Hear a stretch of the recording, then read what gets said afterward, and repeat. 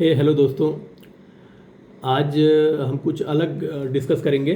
सबसे पहले तो मैं ये डिस्कस करना चाहता हूँ कि why I came in this content creation field.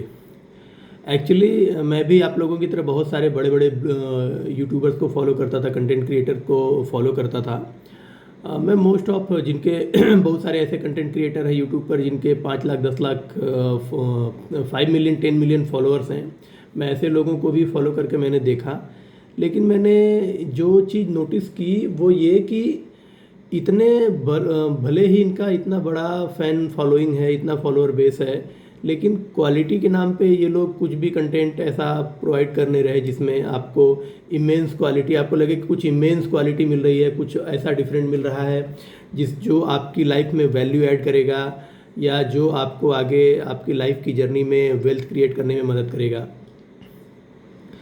तो स्पेशली ऐसा क्यों? क्योंकि मैंने देखा ये सारे के सारे यूट्यूबर जो है बिजनेस का एक मोटा मोटा ओवरव्यू देते हैं, इसके बाद मैनेजमेंट के कॉन्फ्रेंस कॉल की कुछ मुख्य मुख्य बातें ये लोग बता देते हैं, लेकिन एक्चुअली कोई डीप स्टडी नहीं प्रोवाइड करता है। इसके अलावा कोई सही से वैल्यूएशन भी नहीं बताता है कंपनियों का, जिससे कि इन्वेस्टर्स को बहुत प्रॉब्लम होती है। जो लोग नए हैं, जिनको वैल्यूएशन कैलकुलेट करना नहीं आता है, जिनको फॉरवर्ड पी रेशियो कैलकुलेट करना नहीं आता है, या जिनको फाइनेंशियल समझने में दिक्कत होती है, ऐसे लोगों को बहुत प्रॉब्लम होती है जब वो लोग इन्वेस्टिंग की फील्ड में आना चाहते हैं, वहाँ से पैसा कमाना चाहते हैं। तो मैंने जब इन लोगों के वीडियो देखे तो मुझे एक लैक सा फील हुआ कि क्यों ना ऐसा कंटेंट बनाया जाए जिसमें जो प्रॉब्लम मैं फील करता हूँ यही प्रॉब्लम बहुत सारे ऐसे व्यूअर्स हैं जो ये फील करते हैं, लेकिन उनको कंटेंट मिलता नहीं, तो वो फिर इधर उधर से लेके जितना अवेलेबल होता है उतना कर पाते हैं। बहुत सारे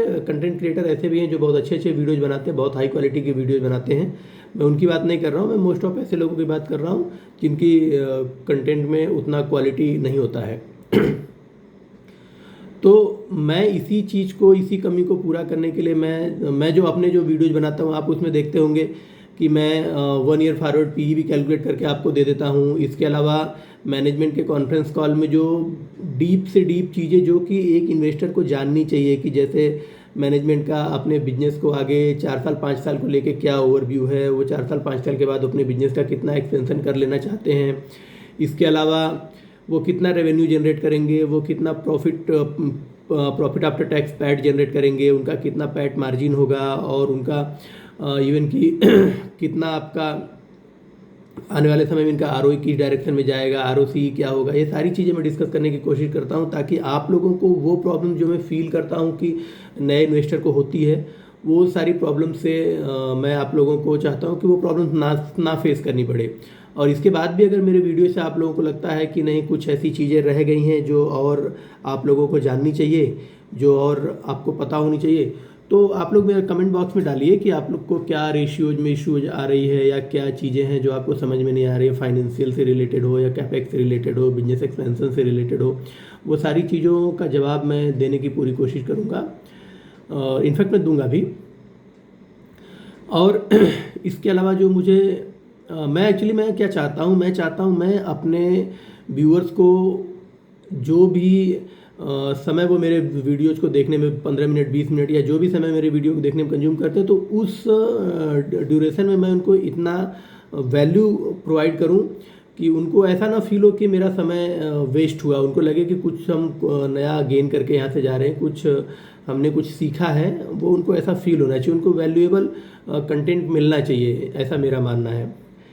और इसके अलावा एक दूसरा टॉपिक है जो आज के इन्वेस्टर बहुत ज़्यादा फेस करते हैं, और बहुत सारे क्वेश्चन आते भी हैं। मेरे भी फ्रेंड सर्कल में बहुत सारे लोग हैं जो ये क्वेश्चन पूछते रहते हैं। मैं चाहता हूँ कि उसको भी आज हम डिस्कस करें।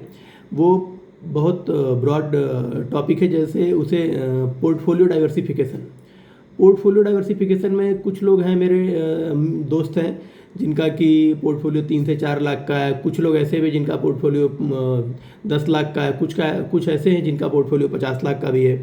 तो उनका ये कॉमन क्वेश्चन रहता है कि मेरे पास तो जी, जो कम वाला है वो सोचता है कि मेरे पास तो जी 5 लाख रुपए का ही पोर्टफोलियो है, तो मैं इस पोर्टफोलियो में कैसे मैनेज करूँ? क्या मुझे 2-3 स्टॉक रखनी चाहिए, 4-5 स्टॉक रखने चाहिए, या जो 10 लाख वाला वो सोचता है कि क्या मैं 10-12 स्टॉक रख लूँ या कितने स्टॉक्स रखने चाहिए, वो हमेशा कंफ्यूज रहते हैं कि एक्चुअली उनको रखना क्या चाहिए। और उस केस में क्या होता है कि बहुत सारे लोगों को मैंने देखा है कि वो ऐसे स्टॉक्स रख लेंगे जो चलते नहीं है। क्यों? क्योंकि वो खोना नहीं चाहते। बहुत सारे लोग ऐसे जिनका मान लीजिए पोर्टफोलियो 40-50 लाख का थोड़ा बड़ा हो गया, उस केस में वो क्या करते हैं कि उनको चाहिए सेफ्टी ज़्यादा।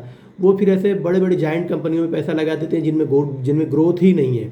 फिर क्या होता है कि नो डाउट आप वहाँ पर खोगे तो खोने की संभावना कम है, लेकिन आपको गेन भी कुछ नहीं मिलेगा, आप वहाँ फंसे रहोगे ऐसे केसेज में।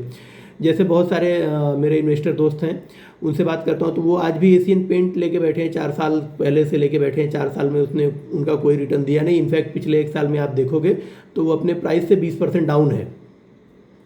और पिछले 4 साल में आप उनका ग्रोथ भी आप देखोगे तो पहले तो 12-15% से ये लोग सेल्स ग्रोथ करते थे, लेकिन पिछले फाइनेंशियल ईयर 25 में 24 के कंपैरिजन में आप देखेंगे तो इनका सेल्स भी डिग्रो हुआ है 7% से, और शेयर प्राइस तो 20% माइनस है ही FY25 में कंपेयर टू 24।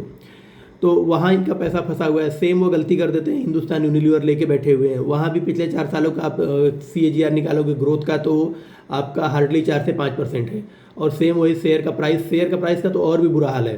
0.5% CAGR से पिछले 5 सालों में हिंदुस्तान यूनिलीवर ने रिटर्न दिया है। मीन्स आप समझ रहे हैं, पिछले 4 सालों में उन्होंने केवल 2.5% उनका पैसा बढ़ा है, तो कोई रिटर्न नहीं मिला। वो वहीं खड़े FD से भी कम के रिटर्न पर बैठे हुए हैं। सेम चीज़ पीडीलाइट में है। पीडीलाइट 9 से 10% से सेल्स ग्रोथ अपना देता है, लेकिन उसका जब आप स्टॉक प्राइस CAGR देखोगे तो पिछले 4 सालों में केवल 5% CAGR से कम। CAGR मीन्स होता है कंपाउंड एनुअल ग्रोथ रेट, मतलब एक साल में उन्होंने कितना परसेंट के रेट से एक कैलकुलेटिव रिटर्न दिया है, तो उनका 5% का CAGR निकल के आता है हर साल का पीडीलाइट का। तो इससे ज़्यादा तो 6% FD में मिल जाता है। तो ऐसे स्टॉक्स में पैसा फंसा के कोई मतलब नहीं है। आप सेफ्टी चाहते हैं, लेकिन आप एक्चुअली गलती कर रहे हैं। आप अपना पैसा भी फंसाए हुए हैं, कुछ गेन भी नहीं कर रहे हैं, और किसी किसी केस में तो आप अपने पैसे को नीचे जाता हुआ भी देखने के लिए मजबूर हैं। मेरा मानना है कि आपको चाहे पोर्टफोलियो 5 लाख का हो, चाहे पोर्टफोलियो 50 लाख का हो, आपके पोर्टफोलियो में टोटल कंपनियां 25 से 30 तो होनी ही चाहिए। 25 से 30 होंगी और सारी की सारी हाई ग्रोथ होनी चाहिए। सारी की सारी हाई ग्रोथ कंपनियां होनी चाहिए, मीन्स सारी की सारी अपने सेक्टर लीडर चीता होनी चाहिए, जो कि 40% 50% से एवरेज ग्रोथ उनकी हो रही हो। सेल्स ग्रोथ 40-50% हर एनुअल में वो बढ़ा रहे हो। अगर आप हाई ग्रोथ कंपनियां लेंगे तो उनमें फ़ायदा क्या है आपको, कि पैसा भी हमेशा ग्रोथ की तरफ ही आता है। मार्केट में आप कभी भी देखेंगे पैसा हमेशा उन्हीं कंपनियों की तरफ आता है जिन कंपनियों में ग्रोथ है, तो रिटर्न भी वही बनता है। हमको तो चाहिए पैसा ना, हम तो रिटर्न बनाने आए मार्केट से। हमको क्या लेके करना है, इतना बड़ा नाम हम लेके एशियन पेंट बैठे हुए हैं, या बहुत बड़ा नाम हम बर्जर पेंट या HDFC बैंक लेके बैठे हुए हैं। अरे भाई, हमें क्या करना है, हमें तो पैसा बनाना है। हम HDFC बैंक से बनाएं, या छोटा सा SBFC फाइनेंस से बना लें, या तो हम कोटक बैंक से बनाएं, या फिर हम कैप्री ग्लोबल से बना लें। भाई, हमको तो छोटी कंपनी हो चाहे बड़ी कंपनी हो, हमको चाहिए ग्रोथ। अगर ग्रोथ है तो पैसा अपने आप बनेगा। ये मेरा पिछले 4-5 सालों का एक्सपीरियंस है। पहले मैं भी ऐसे बड़े बड़े कंपनियों में, बड़ी लार्ज कैप्स में, चाहे जिनका मार्केट कैप 4 लाख 5 लाख 10 लाख करोड़ है, ऐसी कंपनियों में मैं पैसा डाल देता था और फंसा रहता था। लेकिन जब 2-3 साल ये फंसा, तब मुझे समझ में आया कि एक्चुअली मुझे क्या नहीं करना है स्टॉक मार्केट में। और आज मैं इन चीज़ों को बिल्कुल ही अवॉइड करता हूं, और मैं हैप्पीली आप लोगों को बता सकता हूं कि पिछले 3 सालों में मेरा रिटर्न भी अच्छा खासा रहा है। मतलब अगर आप CAGR भी निकालोगे तो मोर देन 35% CAGR से मेरा जो पोर्टफोलियो है वो ग्रो कर रहा है। उसके पीछे रीजन सिर्फ एक ही है। मेरे पोर्टफोलियो में आज की डेट में 30 से 35 नाम हैं, और सारे के सारे अपने सेक्टर के लीडर हैं ग्रोथ में। किसी का अगर आप मेरे पोर्टफोलियो का अगर आप एक एवरेज ग्रोथ रेट निकालेंगे तो मोर देन 30% है। 30% 35% मेरी हर कंपनी ग्रो करती है हर साल, और वही कंपनी मेरा पैसा भी बनाती है। तो मैं तो यही सजेस्ट करूंगा कि आप लोगों के पोर्टफोलियो में भी सबकी सब हाई ग्रोथ कंपनियां होनी चाहिए। आप 25-30 तो एटलीस्ट रखो। क्यों? क्योंकि देखिए, आप आज 25-30 अपने पोर्टफोलियो में रखेंगे, ज़रूरी नहीं है कि वो सारी की सारी परफॉर्म ही करेंगे। हो सकता है 2 क्वार्टर के बाद उनमें से 5-6 कंपनियां खराब हो जाएं, तो 5-6 कंपनियों के रिजल्ट खराब आने शुरू हो जाएं और वो शेयर प्राइस गिरने लगे। आपको करना क्या है, आपको समय के साथ उनको काटते जाना है। जो कंपनियां खराब परफॉर्म कर रही हैं उनमें से उनको काटते जाना है। उस पैसे को निकाल के जो कंपनियां अच्छा परफॉर्म कर रही हैं उनमें ऐड करते जाना है। एक तरफ काटते जाओ, दूसरी तरफ ऐड करते जाओ। जो अच्छा परफॉर्म कर रही है, जिसने पिछले साल 40% का ग्रोथ दिया था, इस बार 45% का ग्रोथ दिया उसने, आप तो ख़राब कंपनी से जो कि जिसका ग्रोथ रेट घटता जा रहा है वहाँ से पैसा निकालिए और ऐसी कंपनियों में उनको डिप्लॉय करते जाइए। इससे क्या होगा कि वो शेयर प्राइस भी उनका भागेगा, प्लस आप उनमें कैपिटल भी ज़्यादा एलोकेट कर रहे हैं, तो आपका जो कैपिटल हो वो सही जगह एलोकेट होगा और आपका जो रिटर्न है वो अच्छा खासा जनरेट होता जाएगा विद द टाइम।